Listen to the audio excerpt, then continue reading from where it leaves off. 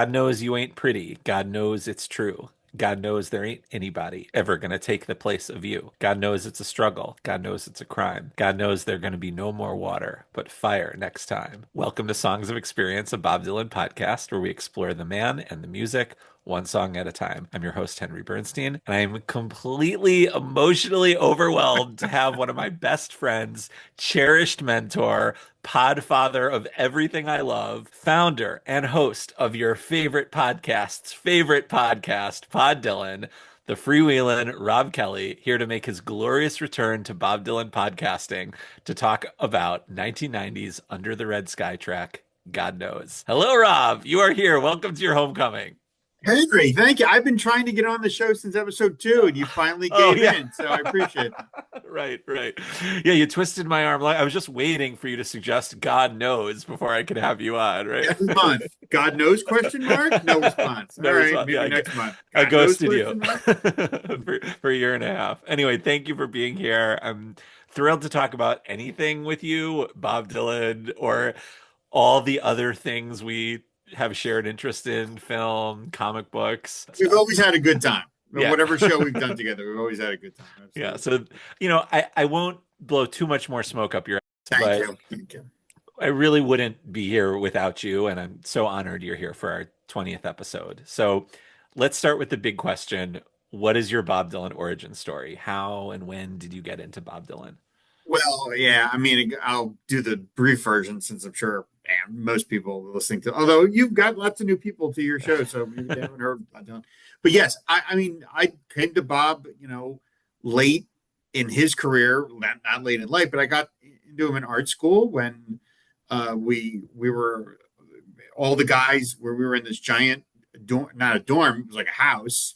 It was anyway, there was a big house that we were all in first year, and we all had projects to work on, art projects, and we would all be at our art tables for the entire weekend a lot of times. And me and my roommate, our room had joined two other guys in their room, but those rooms were connected by these pocket doors.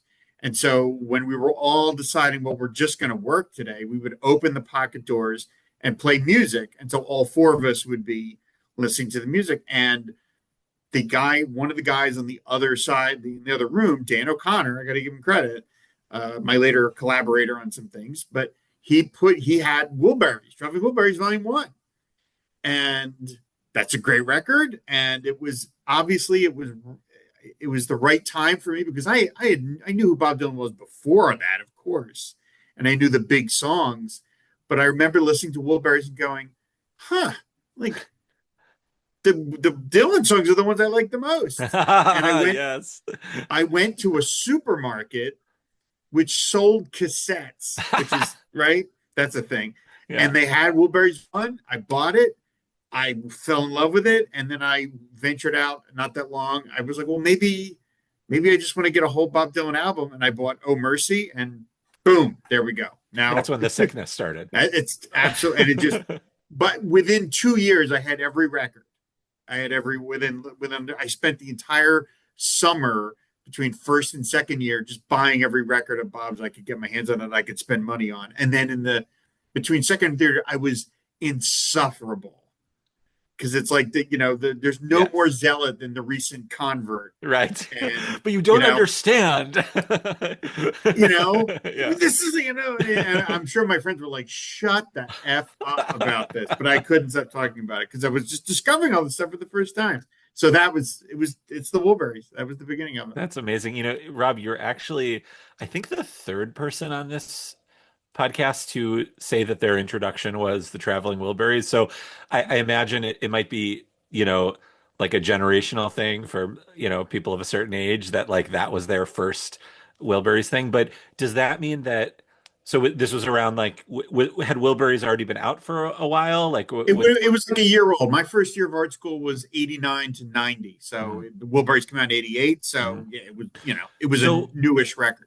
So not jumping in too much, but was like you bought Under the Red Sky as a new record then? That's my first. That was a question I always asked on Bob Dylan was, what was your first new record?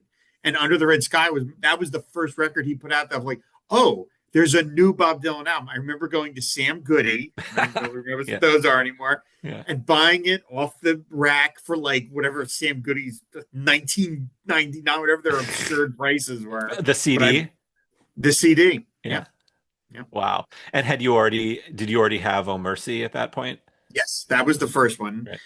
I think I had almost all of them by the time I got to Under the Red Sky. Did you, I don't know, this is like getting very into the weeds, but this is what we're here for. Who the hell's Uh, listening to this? It's not in. right. Did you go, so like you had Wilburys, No uh, Mercy. then Oh Mercy, and then the first new thing was Under the Sky. Did you go all the way back and then like go chronologically, or did you just get whatever album was? I bought what I could find Yeah, because I would be going to different stores. I mean, you got to remember, this is the Paleozoic era. There's no internet. right, I'm just buying what I can find. And right. so I was just, and I'll tell you, this is, I think I said this on one episode of Pot Dylan. I said a lot of crazy stuff on Pot Dylan episodes. It, how little I knew was I remembered buying, I bought Highway 61 Revisited and I didn't know anything about it. And I thought it was like a sequel record because of the title, Revisited. I thought, oh, he must have an There album must be a called Highway Highway 61. 61. And he's like gone back, like, okay, that's a thing, right? And then, no, of course not. But no, so the last one I got, it would probably was Dylan because that one was hard to find Right. because it's not Because it's part not of the Sony. really, Yeah. Yeah. it's not Sony, it's not, so It that was wasn't probably, good. Yeah. yeah, that was probably the last one because it was just, whatever ones were last were the ones that were the hardest to find in an average record store. So that would have been like Self Portrait, Dylan, probably the Pat Garrett soundtrack. Right. Just that were Real Live, like all the ones that were Right. just the lesser known records that most stores didn't have. And then once in a while I'd find, oh, this I didn't have this. Okay, so yeah. Wow. That's amazing. Yeah, I mentioned before that my freshman year of college is when I got sucked in, and my second year, pretty much sophomore year, was when I really got sick. And I subscribed to Columbia Music Record House tapes, I'm sure. record Yeah. for the purpose of just acquiring all Bob Dylan There you albums. go. And There you I go. got, like you said, like a year, 2 years, whatever, like got them all. Like, and Budokan was like my first double album, so I didn't know that it was like like that's what I thought the live Don't Think Twice Sure. It's All Right was, Sure. That's so it was all jumbled up and out of order. But yeah, I love that like in 1989, 1990, like, he ain't dead yet. Like people we're still like coming to him for the first time. Yeah. Yeah. That's Yeah. It incredible. was the Wilburys, I'm sure, sold more Bob Dylan, moved more Bob Dylan records than probably for anybody, really. Yeah, Really, when you think about it, right? Because it's like Petty was the biggest star at the time, so he wasn't right. having any problem selling record. Maybe Roy Orbison, but Roy Orbison didn't have as much of a back catalog as Bob did, Right, right. And and the Beatles had no problem selling the music. Beatles were the Yeah, Beatles, yeah, right? yeah, Nobody's like, oh, George Harrison, who's yeah. that? You know what I mean? Right. So I think Anyone who was a Bob Beatles probably fan also had All Things Must Pass, right? exactly, Yeah, exactly. So yeah. Oh, that's great. Yeah, and I agree also that the Dylan songs. I mean, obviously, I agree the Dylan songs are the best songs. But before we get into the song, let's go through the details. So, Under the Red Sky, the album was recorded in January and between March and May of 1990 at Ocean Way Record Plant, The Complex, Sorcerer. Four songs, Handy Dandy, 10,000 Men, God Knows, and Cats in the Well,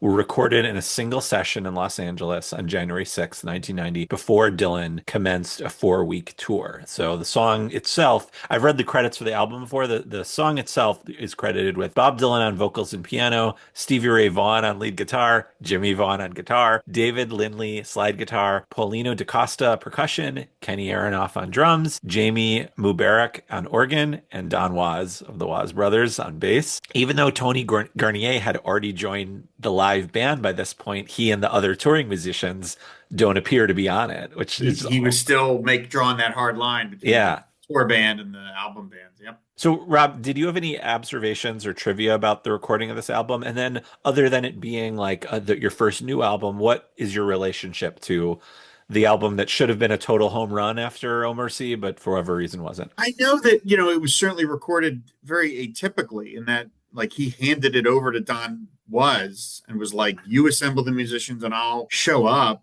and almost like kind of like he was sort of hands off, which is what sounds like very, and it's certainly like a parade of all stars. Yes. On the record, David Crosby and Elton John and Slash. We've heard that story about Slash and stuff, and like they didn't quite see eye to eye, whatever. It's pretty atypical. I mean, yeah, I mean, we all know now he is just categorically against doing the same thing twice. Even if everyone loved the other thing, he can't. And well, he can and he won't. I don't want to necessarily. I think sometimes he's just kind of knee jerk for its own sake sometimes, Right. which is Right. frustrating. But I think it was just like, okay, I did Oh Mercy. I don't want to do that again. So I'm going to do that. Like Under the Red Sky and No Mercy are as far apart from each Right. other as humanly possible in every respect. Right. How the songs were arranged, the songs themselves, the lyrics, everything. And you could see that someone who discovers him via Oh Mercy and it's like, oh, is this what he sounds like now? This is really cool. And then they buy this and it opens with wiggle, wiggle, wiggle. You're like, what? Yeah. And it's just who he is. And I didn't know that back then. And it didn't stop me, obviously, because I kept buying all the records. But, with 30 years hindsight, you're just like, that's just who he is. Yeah. You either accept it or you don't, but that's who he is. On my episode with Rock Docs host David Lieserbram, talking about the title track, which became a favorite on the Outlaw tour of these last 2 years, he made a case for this album being sort of a lost Wilburys album, that perhaps if it had been a Wilburys album, maybe it would have been better. Like, just take all those songs, have the Wilburys do them. What are your thoughts? I mean, George Harrison is playing some beautiful slide guitar on Under the Red Sky, the title track. And I don't know. I mean, I love this record. I think this is, I mean, I know that it's a Bob Dylan album. I'm an easy lay on a Bob Dylan album, but like, but it is what it is. You know what I mean? Like, it's, even though some of the songs, in fact, the one we're here to talk about is a holdover from Oh Mercy, which is Right. unusual. He doesn't Right. do that many times. Sonically, this thing is of a piece. This Mhm. thing sounds, the Under the Red Sky songs sound like Under the Red Sky songs. They don't sound like Oh Mercy songs. So I don't know. I like this album a lot. And the fact that it was critically not loved, I don't know. I think that colors it for some people, but I don't give what do I I don't care? care. You know what Yeah. I mean? He doesn't care. Yeah. So it's its own thing. And he just is now, maybe he wasn't super happy with it or anything like that, but I don't know. I just look at it and just say, yeah, I think this is a terrific record. Is it Oh Mercy? Is it Time Out of Mind? No. And you could argue it's interesting that, after this, what does he do? He does the folk cover records. That it's like he could be like, well, he almost sort of hit, if you want to ascribe biography to everything he does, which is a natural instinct, you could say, especially like the song Unbelievable, which seems to be about the record industry, you could see him being like, I'm just, what am I doing? Like, I've hit my wall with this. So let me go do this thing over here. So, but I don't know. I listen when I listen to this record all the way through, it's like this thing is like all the songs fit in the spaces they're supposed to fit, Mhm. even when something like Wiggle Wiggle, and you're like, what? Just the perversity of making song. I don't know. I'm babbling a little bit because I'm not used to being the guest, but like there are other songs here that are lyrically as complex as anything on Oh Mercy. And then there are Mhm. ones that aren't, but sonically it all sort of fits together, Mhm. Like none of these songs would fit on Oh Mercy the Yeah. way they sound. So Right. Like, it's interesting, those ones that are on, that were recorded for Oh Mercy, that ended up on Telltale Signs, like the other version of this. yeah, Born in Time It's as well. the Born in Time, of course. That I could go on either one, I think. The version on Telltale Signs, it just sounds like it would have been on Under the Red Sky. Like, it doesn't Yeah. sound like it would have fit. Yeah. So why this song, Rob? Why did you choose this? Well, okay. I have not been lit. I haven't like just had a lot of opportunities to listen to Bob that much lately, like Mhm. long form. Maybe I listened to a couple songs here or there, but nothing where I'm driving for long periods of time where we listen to Bob, because Mhm. usually it's my wife and I in the car and we're listening to Sirius or a podcast, whatever. but I happened to just be driving by myself for about 3 hours a couple of, I don't know, weeks ago, whenever it was. And I was like, you know what? I haven't just listened to like Bob on shuffle on my phone for a really long time. So let me do that. And I just started listening to it, and I was skipping through some stuff. And, no, I don't want to hear that. Yeah, yeah, yeah. Oh, Thunder on the Mountain. Go listen to that for sure. You suddenly And started then, driving a little faster, yeah, and you yeah, sit yeah, up yeah. I'm tighter, driving a little white aggressively and knuckling. stuff. Yeah. Yeah. But back to the bootleg versions of this, the ones on Telltale Signs. And I, especially the one version, and I just was like, man, I love this. This is so fun and good. And we can get into it if you want, but it brings me back to the moment that I discovered the alternate version. I literally still have that memory of hearing it for the first time. And I was like, oh my God, what is that? No pun intended. Oh my God, what is this? And it made it come alive again. And so when we talked about me coming on the show finally, I was like, I mean, there's a million songs to talk about, but I was like, this one's underappreciated, and this one just really got my juices flowing again. So that's why I wanted to go for this one. I love that. So it has meaning for you as a part of that an album in your early Bob Dylan and in a recent sort of memory of Yeah, yeah, that's great. Well, yeah. let's chop it up a little bit. What from Okay. those opening lyrics sort of stick out to you here? I mean, this is Well, one of those songs where it's like he repeats the same premise three times and then ends with a line. It's right. not like a song, verse chorus one. I mean, it's funny in that it's so spare because it's just, and when it opens, it just sounds like him sort of noodling a Yeah. little. The band isn't playing. I mean, God knows you ain't pretty. God knows it's true. Like, wow, what a way to open it. One of his very Okay, nice you know, phrases. Yeah. and I've always been attracted to as I think we've discussed in our other conversations over time. I am not a man of any faith Right. at all, and you are, and so I always find that to be interesting. I think you come at it from the best possible place, um, but I'm not at all. And so when Bob has a song that is able to put across his notion of faith in a way that attracts me as opposed to repelling me, um, I always find that interesting. It's not that I'm going to be converted to whatever. He's not proselytizing. These At aren't least the, not then he would. not that, no, right. These aren't the born again records. He's Right. not proselytizing. But when he's able to put across the feeling he gets in a way that makes me want to lean in, I find that to be very interesting. And I will say that this song, I mean, I don't mean to jump right to the end, but there is, and what happens with me often with Bob Dylan songs is like he'll have one or two lines or maybe a whole verse that I like just rattle around in my brain. And I'm like, okay, this is now like my new favorite song just for that four Right. lines. And again, Right. I'm sorry to be jumping ahead, but this is why I loved it so much was because these lines are in both iterations of the song. Is that God knows there's a purpose, God knows there's a chance, God knows you can rise above the darkest hour of any circumstance.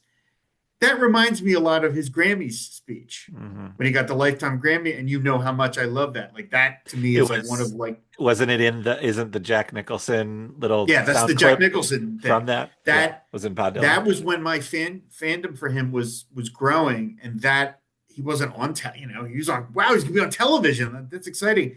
And that speech he gave about being about God will know you can will always be there to make you to know you can mend your own ways was really transforming for me. And this verse to me reminds me a lot of that.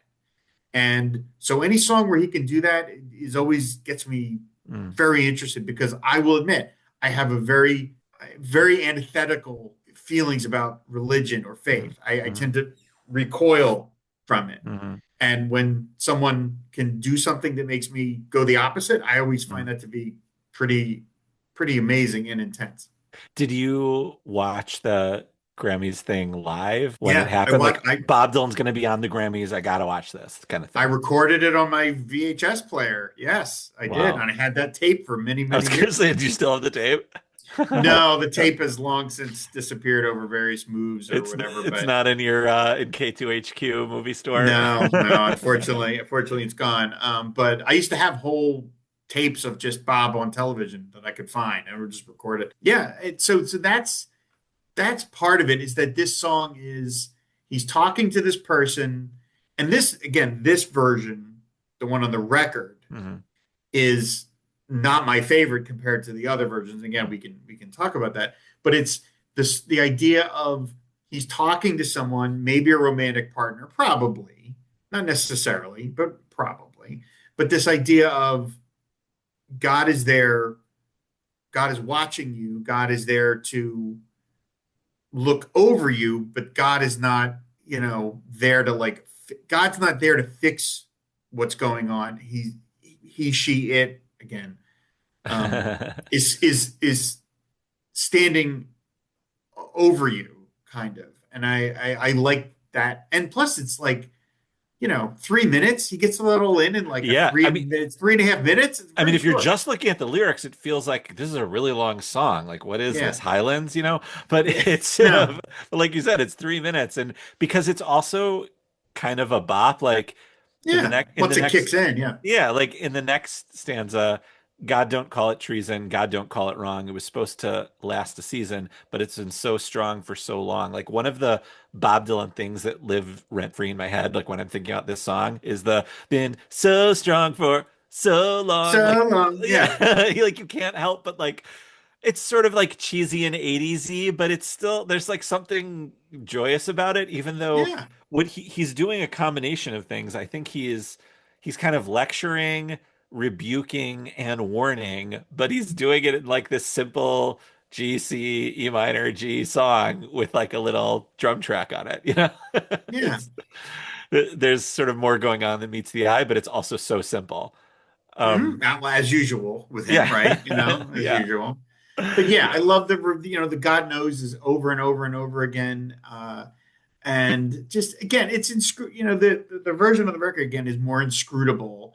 There's a million reasons for you to be crying. You've been so bold and so cold, and you're like, okay, I don't know what any of that means, but it's again, it's that notion of whatever is necessary for you to move forward. It's in you. It's not anybody else. You're not handing your life over to somebody else, whether it be a deity or some other thing. It's all within you.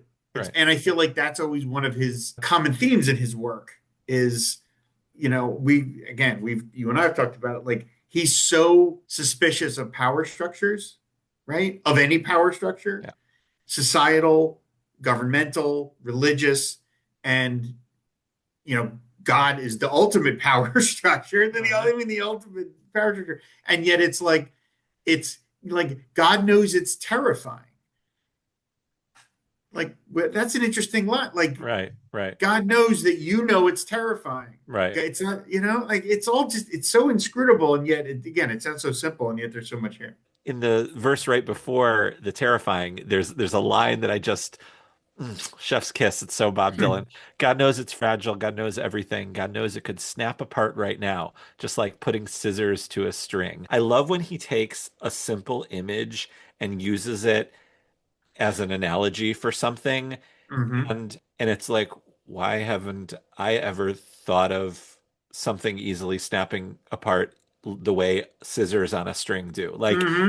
like I know how to sew. It's something like I've done for years. So I know that image of like when the scissors hit the string and it all kind of just like It all just explodes. falls apart. Yeah. Yep. Yeah, and like the way Bob Dylan thinks to put that there with fragile and everything and then snapping apart. It's not like snap into a Slim Jim. It's like a different kind of snap apart. I You had just to get wrestling in there, Oh, didn't of you? course, of course. Yeah, yeah. I haven't mentioned Taylor Swift yet, but Okay, all right. but well, I guess I just did.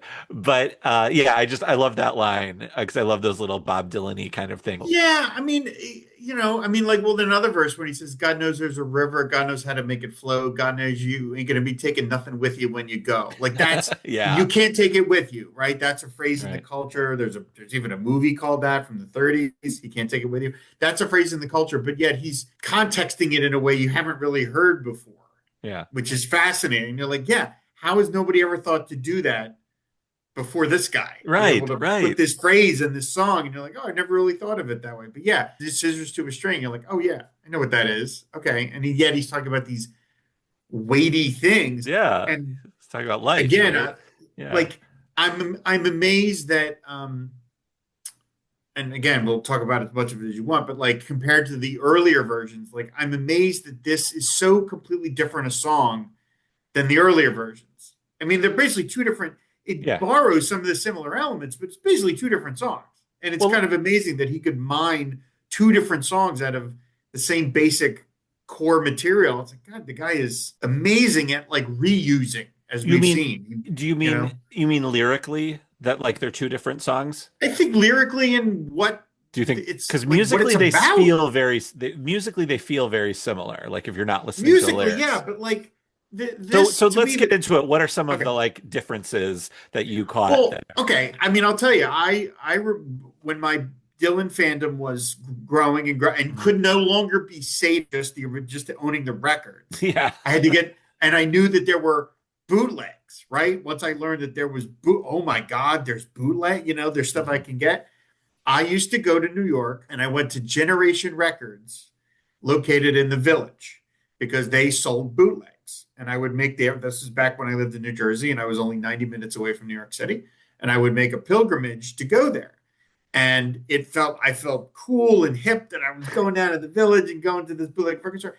And they had a CD of Oh Mercy outtakes. And I was like, oh, I'm all about this because I love Oh Mercy and it's outtakes. Absolutely.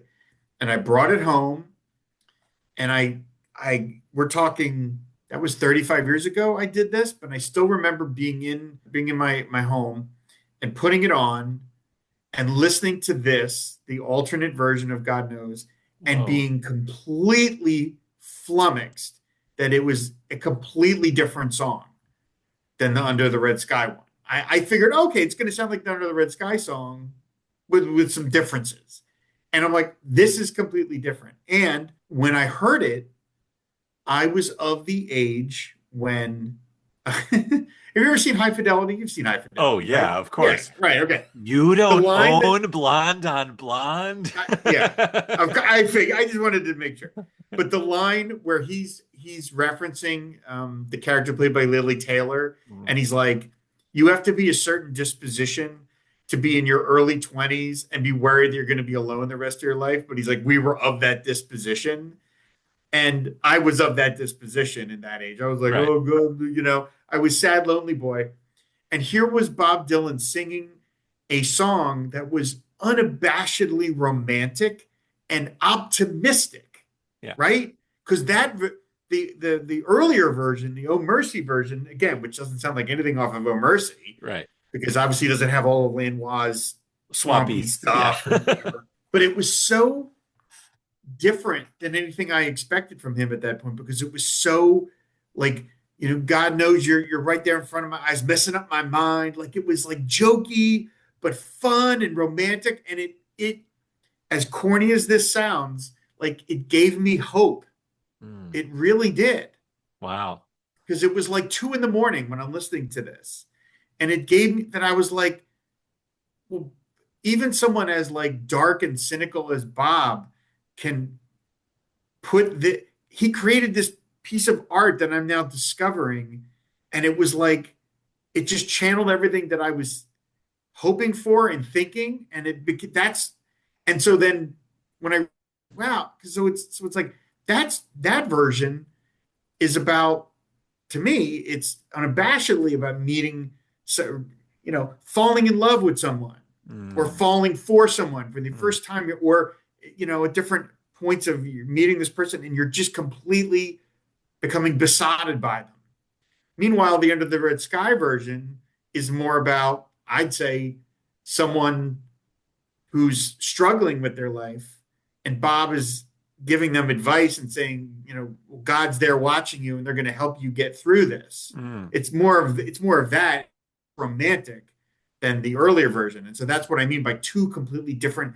I think they're about different things, and yet it's the same song, the same bones of the song. I didn't know. I guess I didn't know that the Oh Mercy outtakes were out there and available before Telltale Signs. Maybe Yep. I'd seen them once before, but like, so Mhm. as you're saying, like as far back as like 30 years ago, like they just leaked and that was a thing Yeah. that like Yeah. like a savvy Bob Dylan fan could find. Yeah, yeah. I Wow. had to see it. It was like because I remember buying it, and it was like God knows take one or whatever it was called on the back. God knows take two. Born in Time, take one. And I Oh was like, my oh, there's God. alternate versions of most of the stuff from Telltale Signs from Oh Mercy. I already heard by the time I got the bootleg series. Really? Yeah, yeah, yeah, yeah. But the versions on Telltale Signs, of course, are cleaned up. There's no audio hiss and all that crap that you get with the. Oh, so the And quality wasn't as good. the Yeah. quality wasn't as good. No, no, Yeah. no, not at all. Okay. There was always that going on. Yeah. And of course, Telltale Signs has the bootleg, the actual bootleg that I bought didn't have Girl from the Red River Shore. It didn't have that, so that's a big one that was missing. But Series like of I said, Dreams. I don't remember whether it had series because Series of Dreams was on bootleg volumes 1 to 3. That's where I first heard Right, about it. right. I mean, I don't you would have remember. known if you remember. That's your favorite Oh song. You would yeah, have. Yeah. I remember the cover. It was a green. It was like a green bar with his name, and it was just like a photo of him from like a concert playing, and it was like "Oh Mercy" outtakes. I was like, and those bootlegs back then were like I $30, was gonna and I say, was yeah. like, Okay. I don't care. I got to hear this, and it really and I still love that version from that "Oh Mercy" because it is so unabashedly romantic and positive. And first of all, it moves. It's got such a great down, down, Yeah. down. But it's just so wonderful. It's just so Bob doesn't have that many songs like that, and it always stuck out to me. Both BobDylan.com and BobServe agree that this song has been performed 188 times. First, January 28th, 1991 in Zurich, Switzerland, and most recently, I say that because maybe he'll play it one day, April 8th, 2006 in Arizona. So I want to tell you some nerdy stuff here, Rob. This Okay. puts it 104 on the overall list in times played. So in his whole canon of things he's played live, this is the 104th most played song. It's pretty high It's out of pretty high, 500 songs. Yeah. right? And listen to what it's sandwiched between. Not Dark Yet, which was played 191 times, and Cry a While at 187. It beat Cry a While by one. He So got one.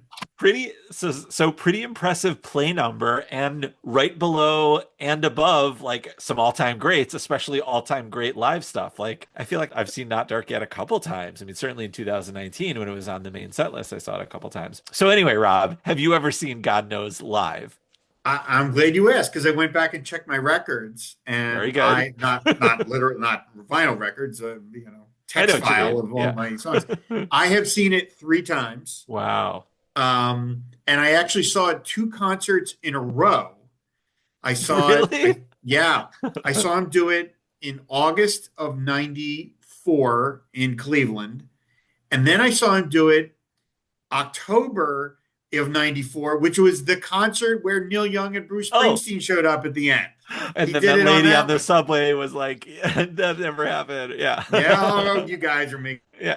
And then I saw him do it in '96. But yeah, so he was that in the '90s. He was, like after that record came out, he was definitely giving it some tryouts and stuff. Now I went back and listened to some of the live versions, and it's mostly just like the Under the Red Sky Yeah. version. And in fact, there's a couple versions I heard where like he drops a lot of the lyrics, and it's like he sings the first two verses, and then it's just the band just kind of rocking out. Yeah. And I'm like, all right, that's fine, but Anyway, it's not anywhere near my favorite of whatever. I remembered like I was always sort of like we all have us obsessive Dylan fans. We all have those songs that we are like championing. You Yes. know, Yes. there's the ones that like no one else likes as we do, and so we're always like, oh, give that. Yeah. And I was like this for God knows, and I remembered this is like I think I'd have to go back and look at it, but like I think this is like the only non-60s song that he sings at Woodstock 94. It's like all 60s Whoa. stuff and then this one. And I remember I saw Woodstock 94 when it happened. Like I wasn't there, On but the I saw it broadcast live on MTV. Yeah. on MTV. I Yeah. watched because I knew he was going to be there. I'm Yeah. like, Yeah. I'll watch this. And I remembered him doing God Knows and being like, oh my God. Now, again, but like he's pulling that one out. Like it made me so happy that like he didn't forget it and that it was given such a big forum, for people to, because he was in the middle of doing all these 60s classics and then he pulls out God Knows. I'm like, oh, awesome. It felt so good. It's very outlaw tour of him to like do some 60s stuff and throw in like a Here's a deep song early none of you 90s. kids are going to know, Right, right, Great. right. That's awesome. That's great. I never caught it live. I missed it by a show. In 2005, he did a 5 night residency at the Auditorium Theater in Chicago. And I was like 22 then, my first job out of college. Like it didn't occur to me to go to more than one show. I went to like the Saturday night or the Sunday night show, and I didn't know you were supposed to go to the Friday, Saturday, Saturday, Monday show. Yeah. Like I didn't know that was a thing. So I missed it, but I wouldn't have known at the time that, oh, I missed a God knows. But he didn't play it that much after that, only a couple more times, and 2006 was the last time. So if you're gonna take like smush the two versions together. Mm. What in God's name is this song about? Well, that's the thing. It's like, I don't know. I mean, again, Bob's notion of faith is there. It's the idea that God is watching over you, but the power is within you, not to talk all, you know, stardust kind of stuff. But like I mentioned earlier, when he is able, and I've heard other people do it, but not as much as Bob, which is why I love Bob as much as I do, Hmm. is that when he's able to, he's that he has shed over the decades, he has shed the trappings of the organized religion part of it, and it is more about just faith. Like when he did Hallelujah, I'm Ready to Go. Now that's Yeah, not his song, obviously, right. but like I heard him do that live a couple times, and I was like, wow, whatever religion this is, I'll sign up for it. This is Yeah, this is the religion. I can get behind this. yeah, This feeling of joy, even though they're talking about dying. yeah. He's talking about dying, and yet it's so hallelujah, I'm I'm ready. ready Like, to go, Larry, with the high harmony. Yeah, oh my, yeah, I keep saying, oh my God, I'm yeah. breaking into it. Like, okay, I need to read a little bit of from the alternate takes. I'm sorry, I just do. God knows I can take it. God knows I care. God knows that everybody got to have someone in the world somewhere. Hmm. It's beautiful, Hmm. right? That's beautiful. And Bob is not, as we all know, he is not a smile button. If I may borrow a phrase from the Annals of MASH, because Larry Gelbart talked about MASH not being a smile button, Mm.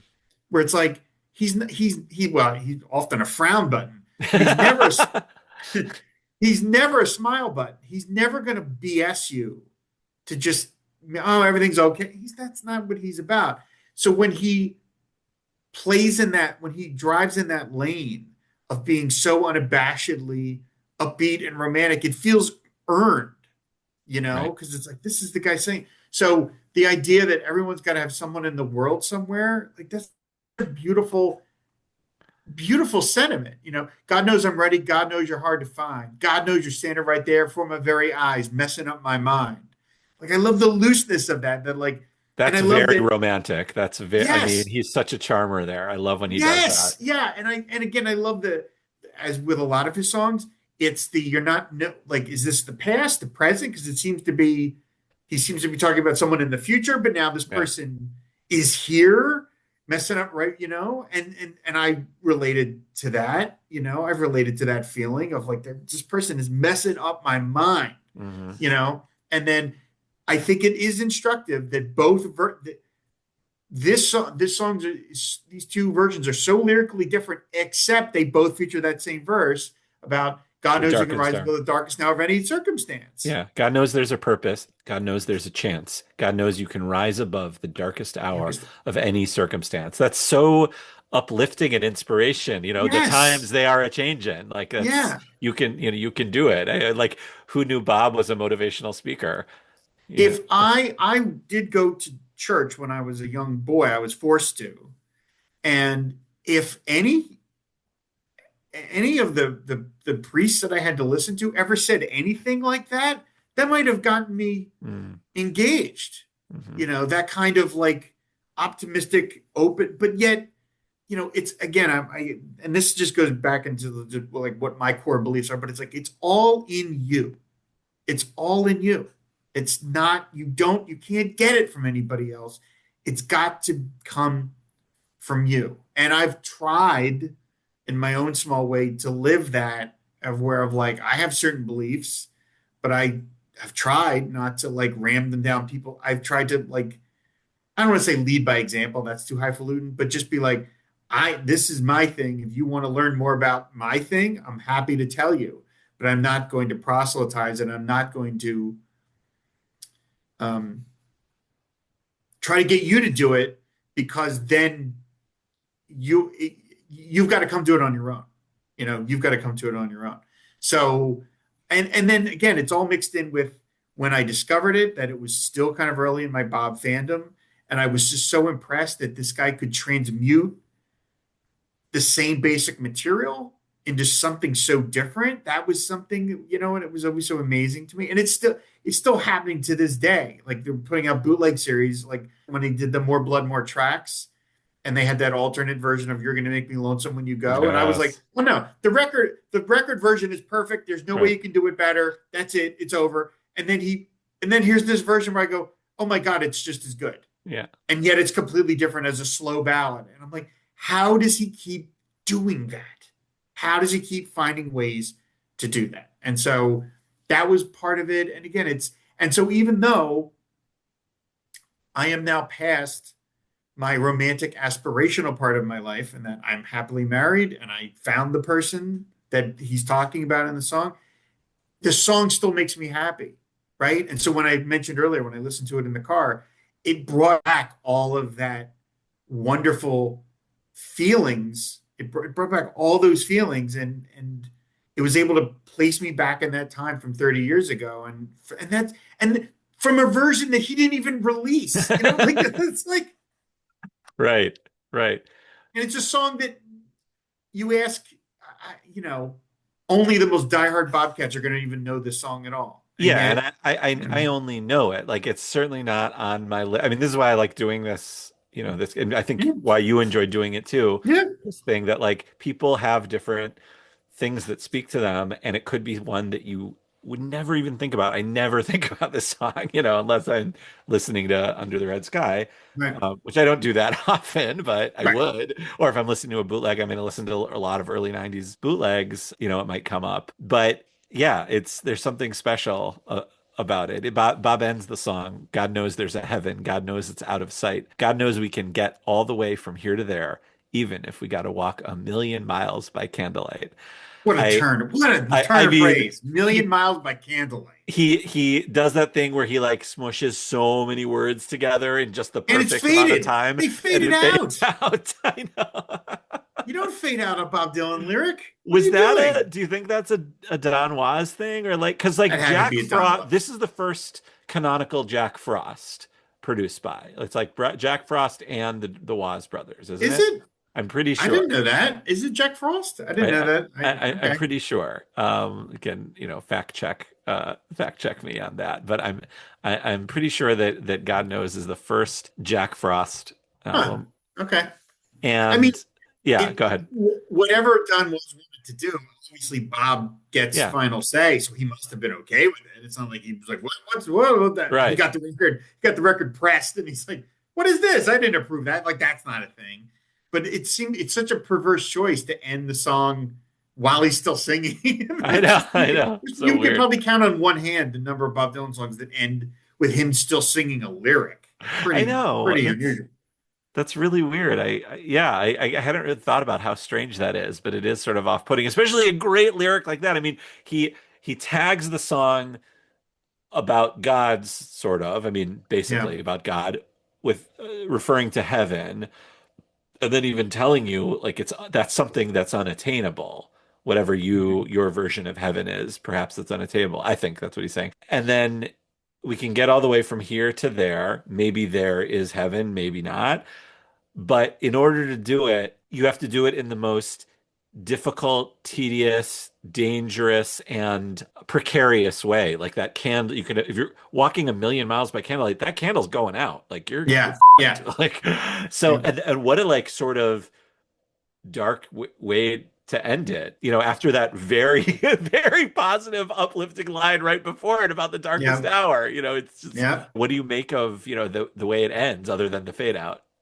It's again, it's like it's a dark line, but yet it's with such exuberance, and the Mm. band is rollicking along that you can't help but feeling like this is it's positive, even though the lyrics are kind of dark, you know.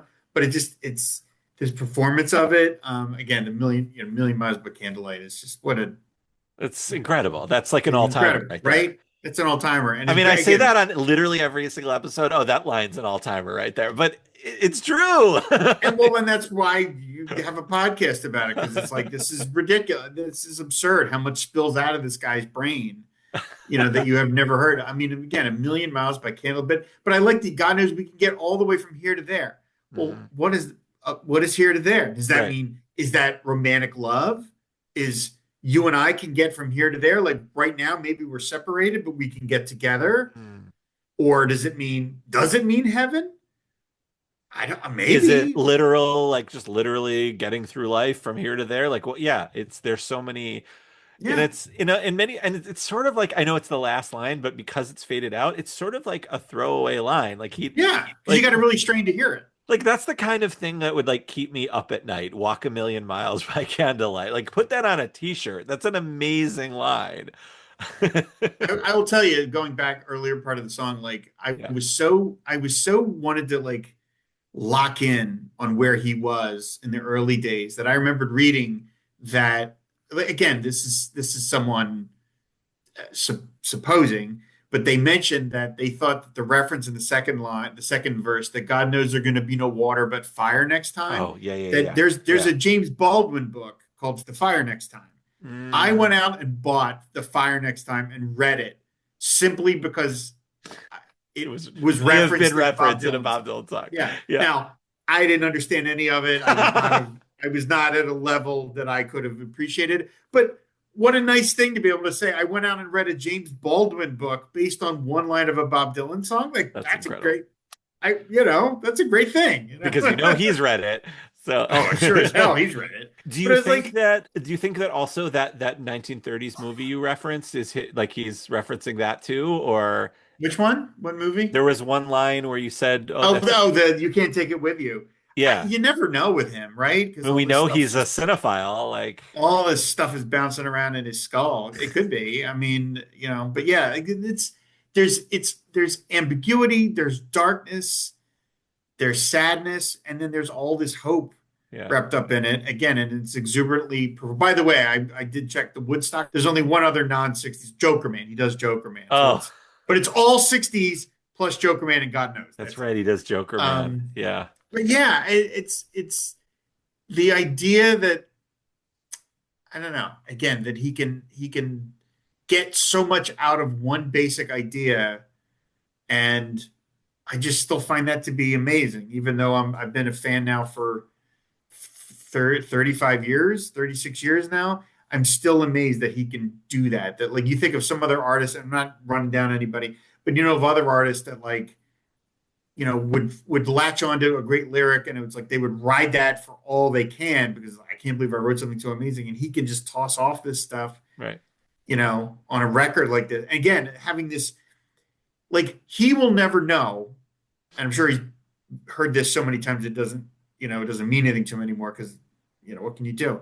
But like he created this alternate take, right, of the God knows, this version that he recorded, tossed away, and forgot about, right? And it sits in a vault, and thankfully, some criminal steals it and God bless that criminal. God bless that criminal. Some Columbia flunky was like, I'm going to make an acetate of this and slipping this out the back, taking this down the freight elevator, and it winds its way to a bootleg presser, and it makes a CD, and the CD is on sale in New York at the exact moment that I'm there to buy it, and it's the exact moment that I felt like I needed to hear that, That's right? amazing. And I don't ascribe fate to things. I'm just not bent that way. But I spent a lot of my 20s being like real sad boy. And Bob got me, it's a cliche thing to say, but Bob got me through a lot of it, Hmm. sometimes channeling my sadness, and then other things like this where it was like, no, no, no, aspirational. And it's just, and when I was listening to it in the car just a couple of weeks ago, it still retains that power, Mm. even though things have changed, no pun intended, things have changed, Yeah. and I'm no longer that sad boy, but nevertheless, that feeling of like, You're no longer a worried man with a worried mind. I'm not a worried man with a worried mind, Yeah. but yeah, Yeah. it's still, it's just, I'm just like humbled by it. And so that's why when we were Mm. talking about doing an episode, I'm like, yeah, there's so many things to talk about, but this thing and it's so simple, right? The Hmm. original version is so simple. Hmm. It's just a straight ahead rock song, Hmm. but I would love to know, like, what will, what was his headspace when he wrote this? Obviously, he Right. was feeling really romantic, and I'm like, oh, Right. was he in a good place then? I hope so. You know what I mean? It's beautiful stuff. It is beautiful stuff. I would love to hear like a solo acoustic version of this, with just him playing guitar. I, Maybe that exists in, like his bedroom while he was writing it, but I think like, it's such like a rock driven, like 80s, 90s rock driven song. I would love to hear it like completely stripped down. Maybe one day we will. That was so beautiful, Rob. I almost am afraid to ask the question, is there anything else you want to say about God Knows, Under the Red Sky, Bob Dylan? you know what? It's funny though. Like we all know that he left off so much great stuff off of Oh Mercy, Yes, that's a right? I mean, reoccurring thing we've talked about. Yeah. Oh Mercy, the fact that Girl from the Red River Shore and Series of Dreams and Born in Time, and they all got scuttled. And the longer version of Political World and Right. even the other version of Everything is Broken, Right. like that. Oh Mercy is a great record, and yet it maybe could have been one of the greatest. You know what I mean? Right. Like to me, it's like a 9 out of 10. It could have been like an 11 out of 10 if he had Mm. decided to leave songs, on there. And yet this song has no place on No Mercy, Right. none. Right. So in this case, like he got it right, Right. that he was like, no, no, no. And of course, he didn't know he was going to do Under the Red Sky, but I love that it found its way to it. But it's one of those cases where it's like, oh yeah, like if if the bootleg version of this had somehow made it out onto Oh Mercy, right? It would not sound. It would have the Daniel Lanois on it, which I like, but it would have not be this song then, Right. right? It wouldn't be Right. this wonderful straight ahead rock and roll song about faith, emotion, and love and passion. And so it's like, oh, good. I'm glad that for once a song didn't make it on the record. That I'm glad that worked out. So, yeah, the the guy has got genius in so many big places and small places and little corners and little turns of phrases. And there were so many songs I could pick from, to finally come on the show and stuff. But like this, I don't know, this one was just the one of like, yeah, this was just squirreled away, and I found it like a squirrel with a nut, and it was so. big in my life. And I just like, it's like, we just owe the guy so much for creating this stuff that means so much to me. It's unbelievable. That's amazing. Rob, before I let you go, so the tables have now turned, and I Mhm. have an exit question for you. Oh, yeah. If you could ask God one question about Bob Dylan, what would Oh, it be? you really didn't give me a prep for this? My goodness. You got to think on the spot. Like you're at the pearly gates, you can enter if you can ask God one question about Bob Dylan. God's a What's huge your Bob Dylan fan, by the way. what I would ask him, what's your favorite Bob song? Perfect. I think Great. that would be a very what answer I would get would be very interesting, I think. Yeah. He's like, God knows, of course. Yeah. Great. Well, where can folks find you? And is there, anything you'd like to plug? And you're always doing so many interesting things that I follow and I'm a part of.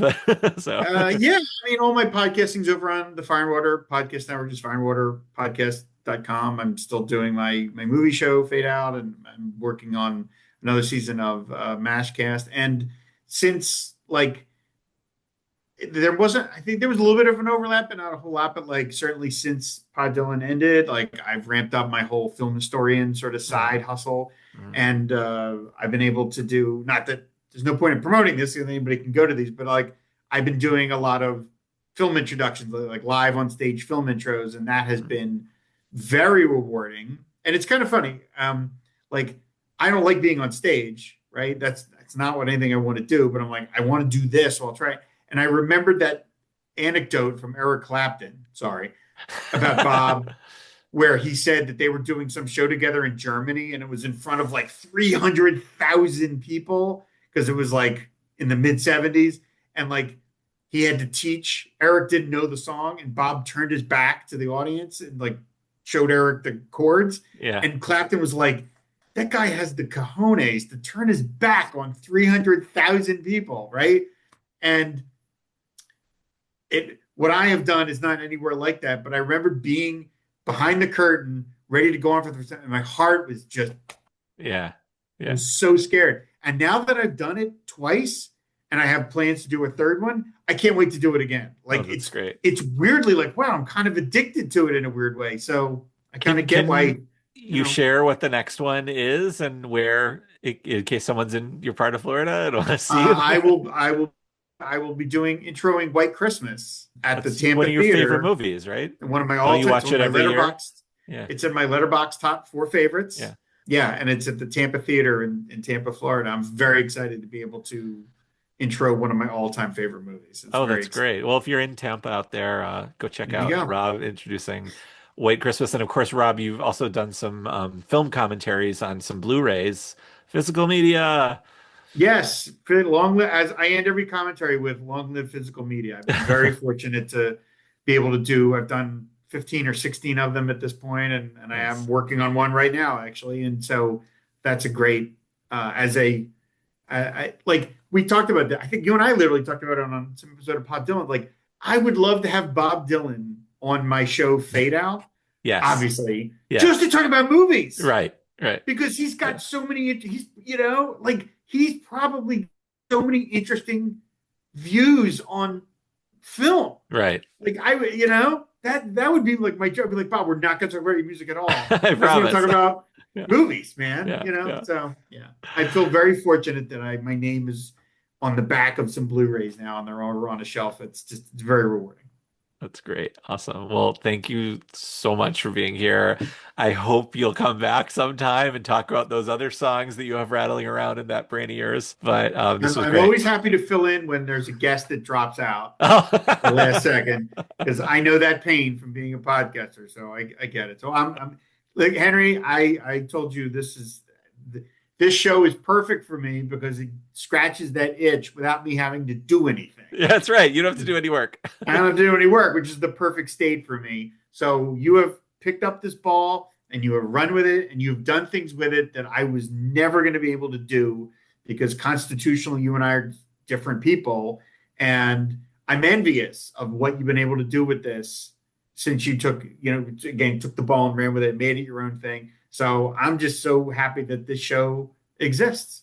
Thank you. Thank you. You're going to make me cry. Thank you so much, Rob. This was awesome. Thanks again. Thank you.